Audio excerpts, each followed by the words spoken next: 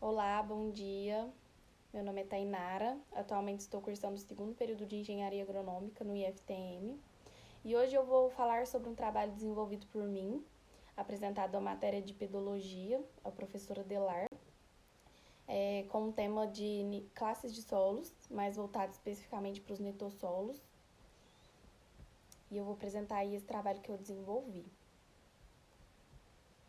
Em primeira análise, eu coloquei uma introdução falando sobre a necessidade, sobre a importância de reconhecer os perfis de solo, tanto os atributos e horizontes diagnósticos, como os atributos complementares identificados no perfil do solo, e a relevância disso, para que a gente precisa conhecer os solos tão a fundo assim, e no que isso vai auxiliar a gente.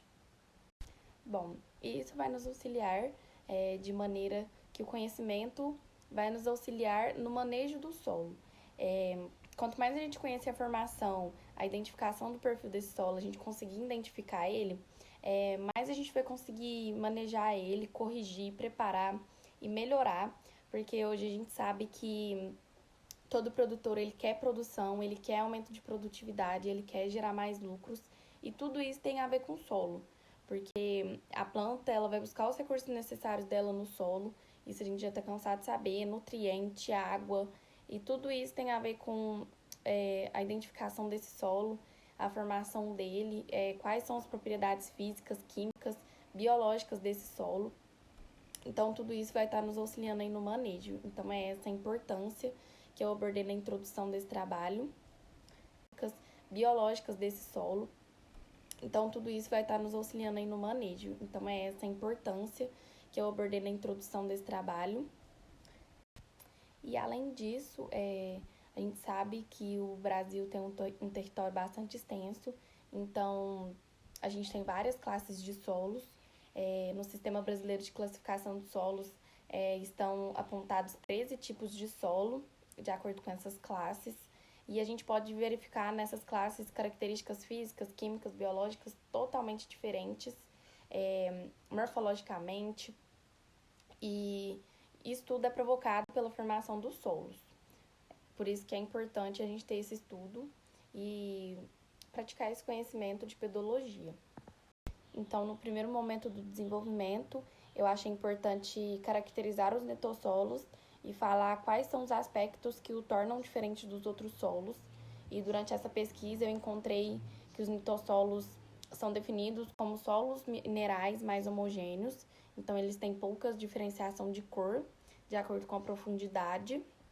São solos mais argilosos, com boa capacidade de retenção de água, mas também não é aquele solo hidromórfico, ele não é um solo encharcado. Então, essa característica torna ele com condições de estação de seca prolongada. Então geralmente são solos mais resistentes à seca, mais resistentes à estiagem de água, até veranícolas.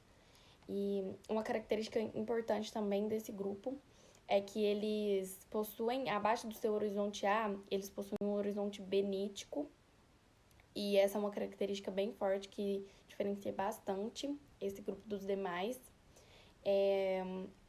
Ele possui textura argilosa, como eu já disse, tem serosidade, essa serosidade nada mais é do que a concentração de matéria inorgânica para preencher os poros existentes no solo, ou de revestimento de unidades estruturais também, de partículas de física, outro ponto importante, podendo estar associada às rochas intermediárias também.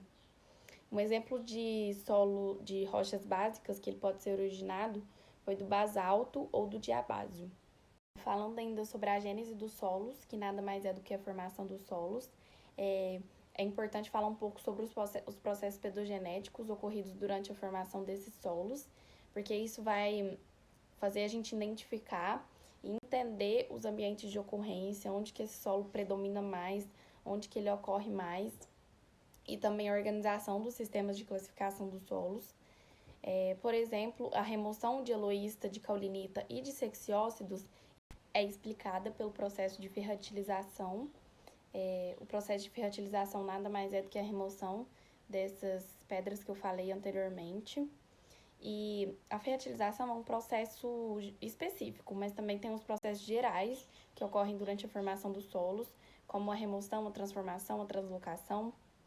As remoções, elas podem ser de material orgânico e mineral, de água por evapotranspiração, por escoamento, por percolação.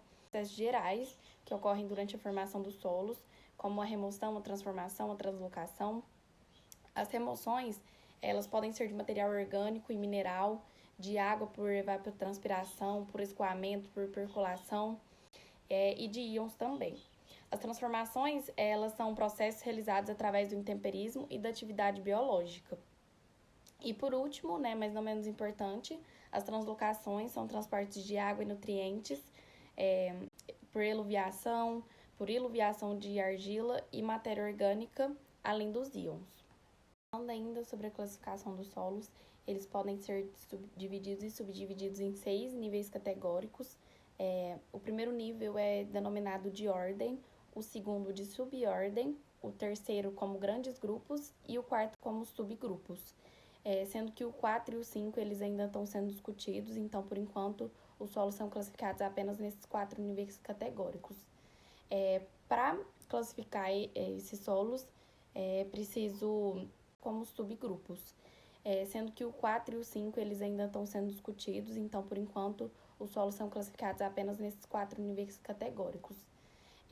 Para classificar esses solos, é preciso constatar os dados morfológicos, físicos, químicos e mineralógicos desse solo, e é assim que ele é classificado em laboratório.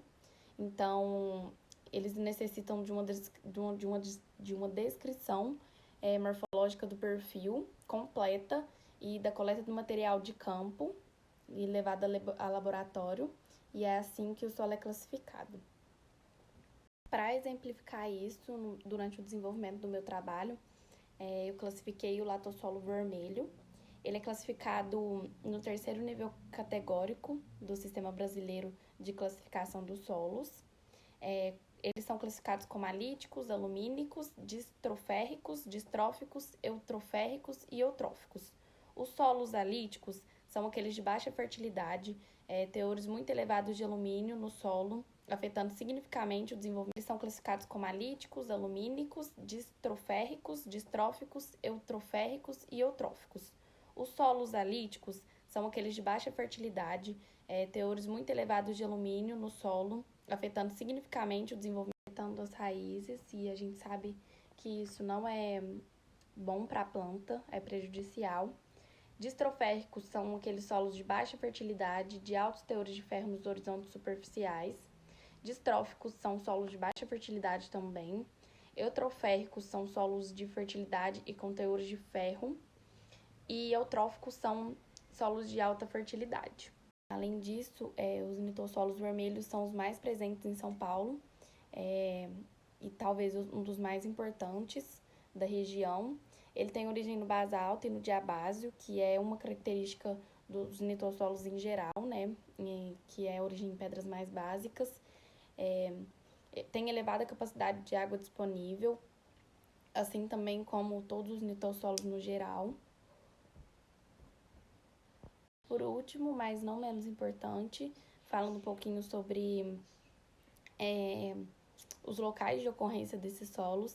Eles ocorrem mais em relevos ondulados, então isso exige mais aplicações de conservação para prevenir a erosão. E com essas condições, fazendo esses ajustes, esse solo ele se apresenta altamente produtivo por longos anos. E, finalmente, a conclusão desse trabalho tem tudo a ver com a sua introdução, de tudo que eu falei no início.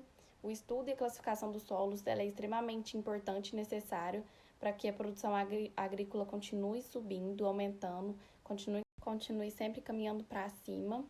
E para isso é necessário essas pesquisas científicas, é necessário ter visão, ter conhecimento da formação dos solos, das características dele e, consequentemente, a melhor forma de manejar para cada tipo de solo tem um manejo adequado, e é por isso que é importante estender esses conhecimentos do ramo da pedologia E foi exatamente esse o embasamento desse trabalho, o objetivo principal, que foi expandir os conhecimentos do ramo da pedologia. E com certeza isso foi concluído com sucesso. A produção desse trabalho foi de muito aprendizado e eu agradeço. Muito obrigada.